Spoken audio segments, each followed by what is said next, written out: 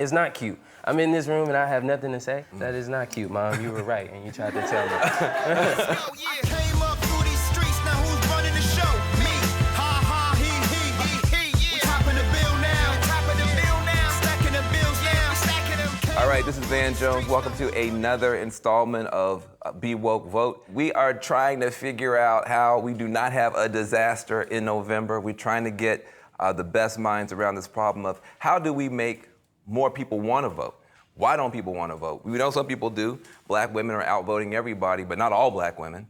And so I wanted to talk to the younger generation. I turned 50, as I was telling you, this past month. And when I was young, I thought the old people were totally nuts and didn't understand anything. And now I think the young people are nuts. So I want to talk to one of the leading voices in the next generation coming up, Shameik Moore.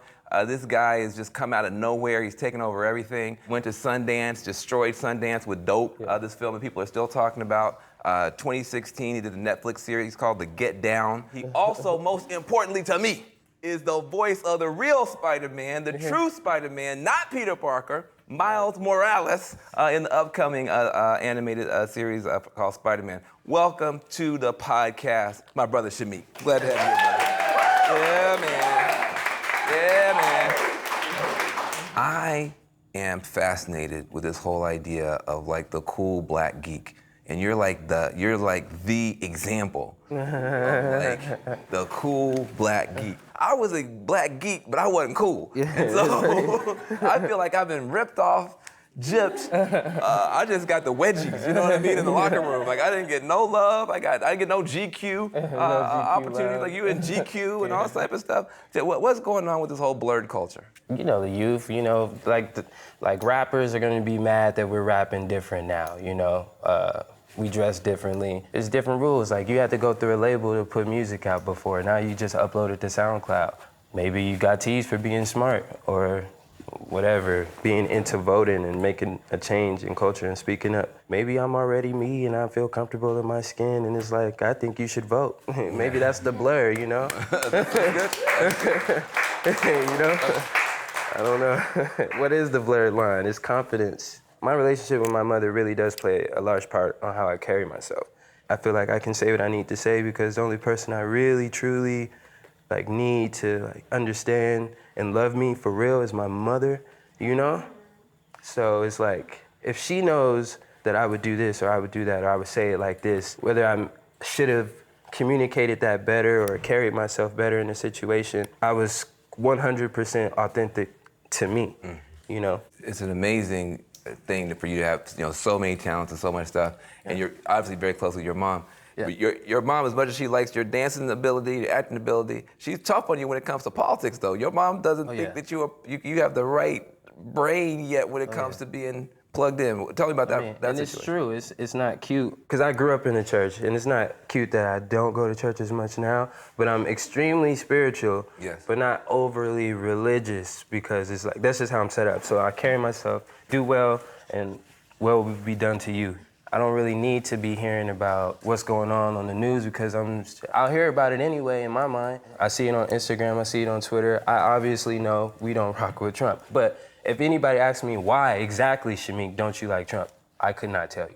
Again, that's not cute. My mom would be like, Shameik, you're ignorant to what's going on. And while things are going good for you, you need to be able to know what's going on and inspire other people like you to do so. And let me tell you what made me do it. When my little sister, Yara Shahidi, had a dinner, and I care about her opinion, she's obviously a beautiful young lady. Wait, Yara Shahidi, she's a TV star. TV star. Grownish. Grownish, blackish. Yeah. You know, probably the future president of the United States.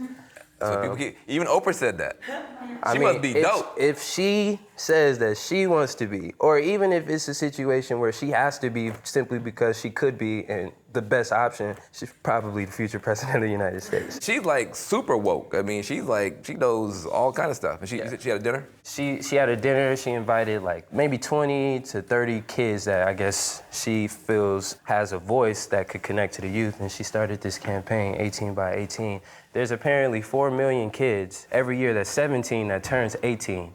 And with those numbers voting, we could change outcomes on who's in office. Damn. And that's each year, you know? That's what sparked my mind, because I'm in a room. Everybody in there was important, but there was two young women that I truly respect who are coming up with ideas to help make a change, and I'm like, well, what am I doing? Cause like, it just like as a young man, like I'm like, that I need to be able, it's not cute. I'm in this room and I have nothing to say. That is not cute, Mom, you were right, and you tried to tell me. You know what I'm saying?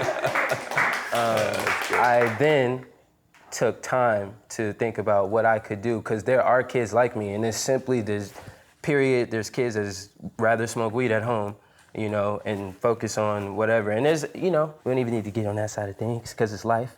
I'm just saying that in order to get to, it needs to be cultural. It's too voting in general, the whole process, I feel like it's meant, like what you were saying, like when you were young, you were like, we don't want to do it like this, you know, that's y'all wife. It's the same thing, it's just like, it feels like it's for grown-ups, like voting. It doesn't feel like it's catered to us. It doesn't feel like we're supposed to vote, you know. It feels like that's something our parents are supposed to do to make sure that we're good type of thing. But it needs to be cultural because we can do everything else. We can go party, we can go to our favorite concert. So I came up with ideas, here's the point. What if you could register to vote and that's all you have to do to get into a Beyonce concert? People standing in lines anyway. Oh. You standing in lines anyway, you know? Let's use entertainers for what we're supposed to be used for, and let's make a change. We got Postmates, we got Uber, we got Lyft, and like to my point earlier, we even have like weed maps, you know? We have weed delivery apps, like people will come to you. Maybe there's an app where I put in my address, and again, I'm not even saying for everybody. We're specifically talking about the 17-year-olds turning 18, the high school students. We're talking about the college students in America to make it easier for the youth, to make it cultural to vote, because that's what's going to have to happen. It can't be a school thing, because it's not going to work. You're never going to get 4 million kids to vote if it feels like school. But if we're going partying and then somehow we can get kids to sign up on this app, let's say it's the Vote app, and all you gotta do is put in your address or whatever, and you register to vote. And when it's vote time, they come to your dorm, they come to your class, they come to your house, they come to your job, they come to you, you do your voting situation, you give it to, because it can't be a website, somebody's gonna hack that. Right. Somebody's gonna hack that. So, you know, it has to be paper form, but we can make everything else simple. That's what apps are for. Right. Convenience. Make it convenient for me to vote, you know? Now listen, I think it's a brilliant idea, and the thing about it is when it comes to elections, Democrats and Republicans spend like $2 billion on elections for like the corniest ads you've ever seen, for like the worst speeches. It's like terrible. And we had Will.i.am here, and he did for $2,000, he made a music video that people are still talking about almost 10 years later. Nobody can remember a single political ad from 2016. If you beat them up, they couldn't come up with it. Yeah. So, I mean, I love what you're saying, and I feel like, you know, it's so outside the box, and that's really why we need to have, you know, this kind of, like both generations or all three generations need to be around the same table like we're doing. Yeah. Let me ask you a couple more questions. You know, I think it's very interesting what you said, that there were two young women who were kind of in the leadership, and that sparked you. Well, because I'm a young man that loves young women, you know. Let's just be honest. I mean, let's just be honest. So, you know, nobody mad at you about it. All the guys in the room were like, I didn't say that. I didn't say that. I mean, but it's true. We got to be able to reach, you know. And I'm sure they wasn't in the room like, hey, Shameik is gonna do this because, you know, we're in here. I just got inspired by them. It's just like these are two people I respect. Yeah. And they have their own things that they are. She started 18 by 18. They flew 2 kids from each state to LA, and we had like this big like gathering, and all of these kids are like activists doing things like in their particular communities in their state.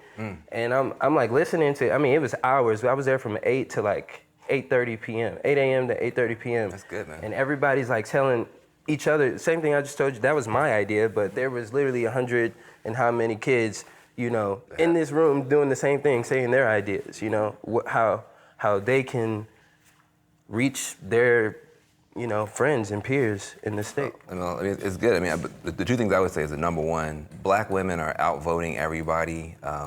Every place it seems like there's gonna be a victory, it's because black women are just like moving forward. And to see that even happening with the young generation, I think is super impressive. The other thing, I hadn't thought about it until you said it. You know, in Puerto Rico, they do voting totally different, completely different. First, there's 3 parties and not 2. It's like Mardi Gras. Like when they vote, it's like people get on flatbed trucks. Everybody has their different colors on. They have drums, they have music. It's like a whole day holiday to vote. So then when, the Hurricane Maria tore up Puerto Rico and Trump didn't do anything about it, all these Puerto Ricans had to leave because the island was tore up, but they are US citizens. So a lot of them have gone to Florida. And they're in Florida and they're saying the same thing you, like, this is the most stale, stiff political system. Like, they can't even figure out who to vote for, why to vote. It's just, Yeah. I do think that, you've got friends and family in the Caribbean, and you need to learn from global society. America's always trying to teach everybody else how to do stuff. Yeah. But there's other ways to do it. And I think if it was like get into a Beyonce concert for free, bring in your I voted sticker, that would change the whole thing right there. Give a big round of applause to my brother Shameik in the house. Love it, love it, love it. You killed it. Shocking no one, you killed it. All right, it's another installment of Be Woke Vote. See you next time. Make sure you go register. It's very important. Be woke, go vote.